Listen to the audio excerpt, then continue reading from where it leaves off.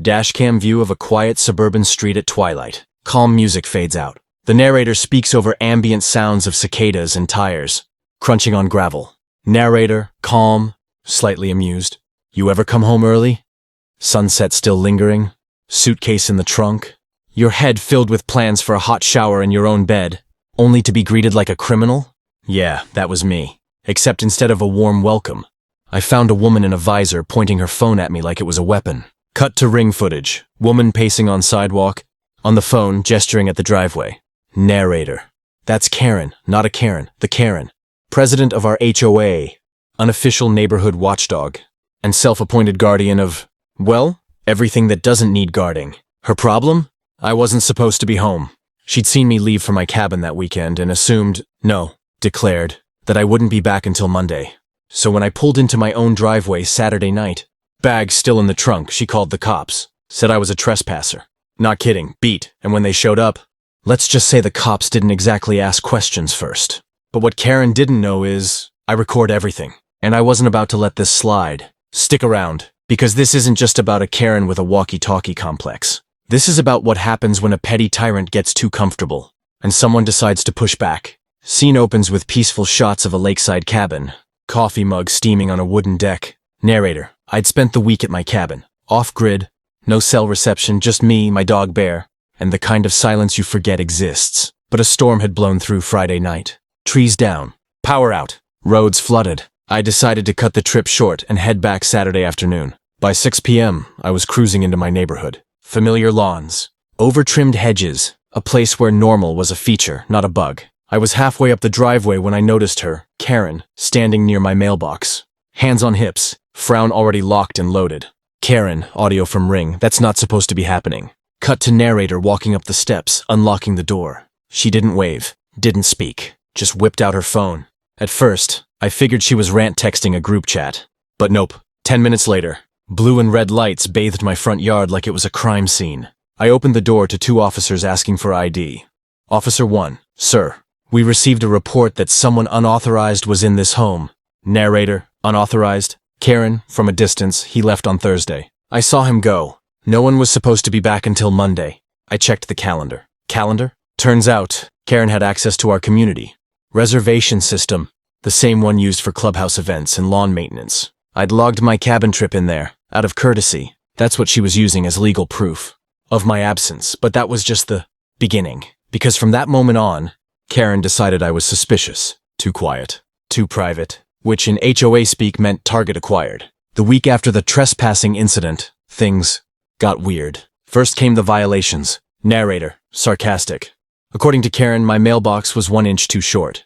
That's right. Not too tall, too short. Then it was my porch light. Allegedly non-compliant brightness. Whatever that means. 3 letters in the mail. 2 on my windshield. Then came the fine. $50 for unauthorized presence on property. I laughed. Then I appealed it. Denied.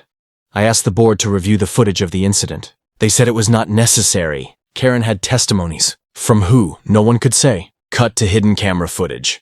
Karen walking door to door, clipboard in hand. She even told one neighbor I was renting my house out to strangers on weekends. Which is funny, because I live alone, and Bear doesn't really like strangers. Then someone slashed my porch screens. A warning? Coincidence? Bear found a bag of raw chicken laced with something.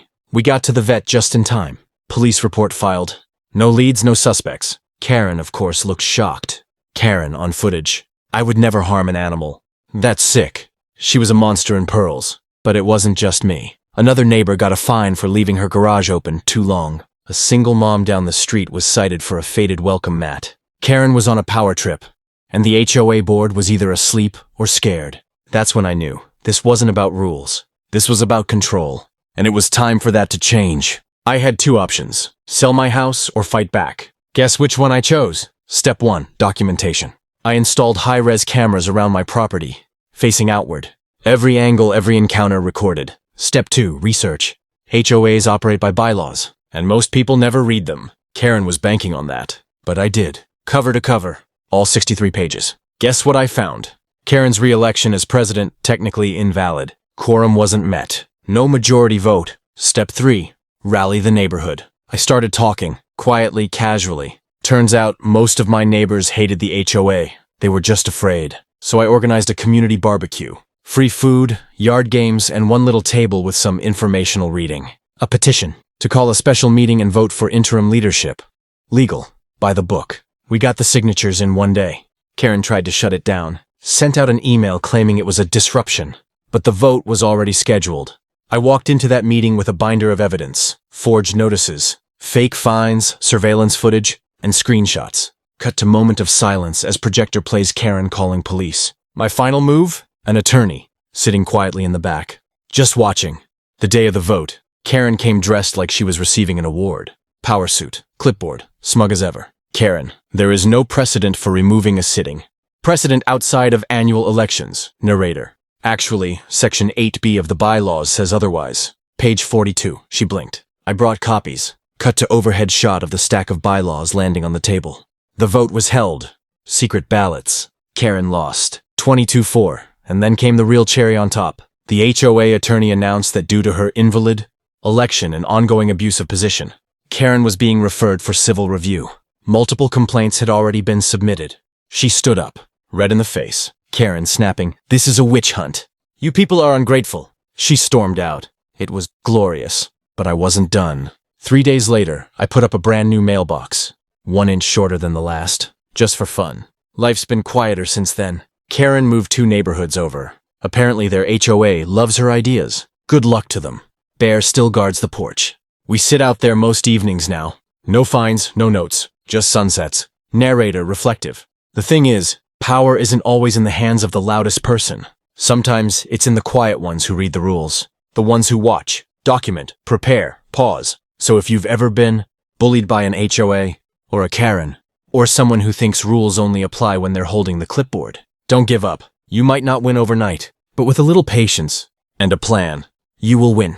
Tell me in the comments, what's the pettiest HOA rule you've ever heard? And if you made it this far, comment "Justice served" below. Let's give Karen something to read on her way out.